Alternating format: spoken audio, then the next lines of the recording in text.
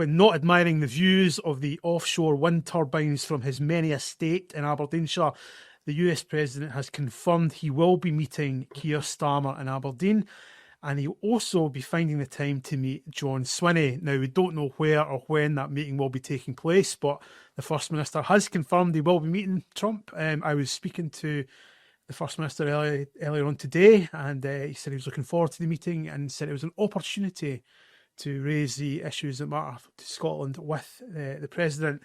Now, Dougie, how does John Swinney get this meeting right, and how important is it that he makes a positive impression on the President? Well, I mean, it's very important. I think the main topic of conversation is probably going to be whiskey tariffs, I would imagine. And you know, it's such a huge industry here, so important to our economy. But I think John Swinney's biggest problem is, you know, how this looks within the Scottish nationalist movement, which has obviously traditionally been quite hostile to Donald Trump. The SNP have been quite hostile to Donald Trump. And now you've got the First Minister hobnobbing with Donald Trump while he's over here checking out his golf courses. I personally think it's right that Swinney has, you know, tried to get a meeting with him. I have no issue with it. He is, after all, the leader of Britain's biggest ally, the biggest superpower in the world. It's only natural that, you know, the leader of the devolved administration here in a country where Trump has many business interests, you know, they're going to have a lot to discuss. But I think Swinney's problem is that there are people who naturally would lean towards him who might be asking why he's meeting Donald Trump. Well, the First Minister said today that he thought most Scots would expect that he would meet the President, and I think I kind of agree with that. But Mark, is this meeting actually going to change anything, or is it just going to be a photo opportunity? I think it's important that Swinney does meet with Trump. I think it would be a terrible look if he turned round and made some sort of grandstanding Green Party-esque objection to Trump being here. I don't think that's really... I don't think it's Swinney's style, apart from anything else. And I don't think it would be right for him to do it. But unlike yourself, Dougie, see, when he does meet him, he ought to be asking him a few tough questions. And I'm not saying that John Swinney putting Trump on the spot will change his view on anything.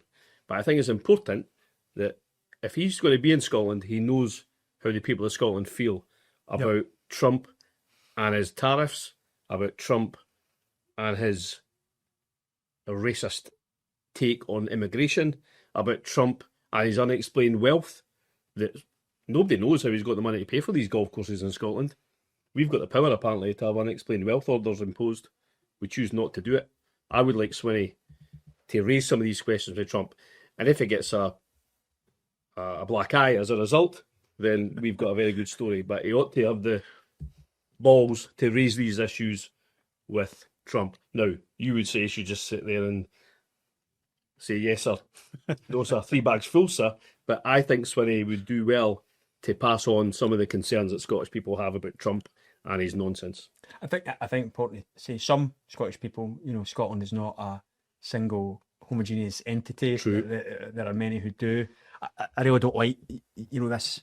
The Greens have been out again talking about these mythical Scottish values that apparently we've all got to share if you want to be truly Scottish. You know, they don't exist in everyone. And as I always remember, remind people in this show that Donald Trump's a son of Scotland. He should be someone, you know, perhaps that we should be lauding in this country as, the son of an immigrant, no less. I think the German influence is stronger on Trump than the Scottish influence, frankly, because I think his old man was a mad fascist racist. So, you know, I think that's more important to him than his mother.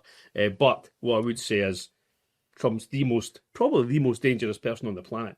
To let him just swan into Scotland without any sort of, cognizance being made of that would be wrong. And I also think that, there are people in Scotland that support Trump, just as there are people in Scotland who support reform. There are people, there is a broad range of views in Scotland. I'm not a Scottish exceptionalist. I don't think Scottish has any particular value other than but I do think the majority of people in Scotland think Trump's a loony.